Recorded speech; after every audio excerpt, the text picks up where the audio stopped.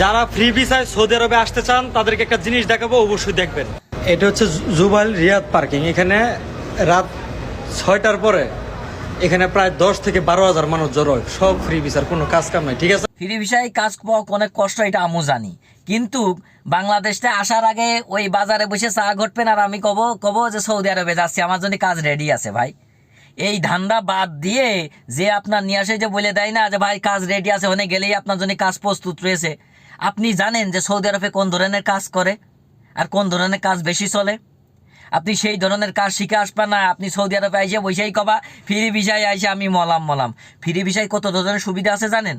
আসার আগে আপনার বলে দিতে হবে যে আমার এত মাসের আকামা দিতে হবে, আমি কাজ পারি, আমি অনেক যে 2-1 মুদির সাথে পরিচিত হব, হয়ে আমার কাজ দেখাবো, আমার কাজ পছন্দ হলে অবশ্যই আমার কাজে নেবে।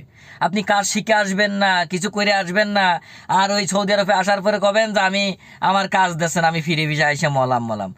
আগে সৌদি আরবে কোন ধরনের কাজ চলে সেই ধরনের কাজ শেখেন বাংলাদেশে বসে। শিকার পরে সৌদি আরবে আসেন, এক জায়গায় আপনার ঠিকানা হবেই।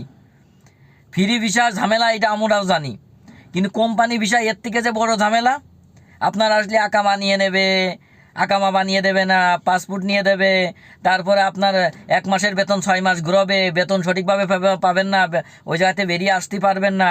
হ্যাঁ, আপনি যখন ফ্রি ভিসায় আসবেন তখন কি হবে, এই ঝামেলাগুলো থেকে মুক্ত থাকবেন। আপনি আসবেন 5 মাস, 1 বছরের আপনার আকামা দেবে, 1 বছরের মধ্যে আপনি যদি সত্যিই কাজ পারেন অবশ্যই আপনার যে কোনো এক জায়গা হয়েই যাবে, যদি সেই জায়গা মতন আসতে পারেন। আপনি জায়গায় এসে ঘুরঘুর করবেন আর সৌদি আরবে এসে বলবেন যে আমি কাজ পাইনি। কাজ শিখে তারপর সৌদি আরবে আসেন, তারপর কাজ পান কি পান না সেটা পরের সাবজেক্ট।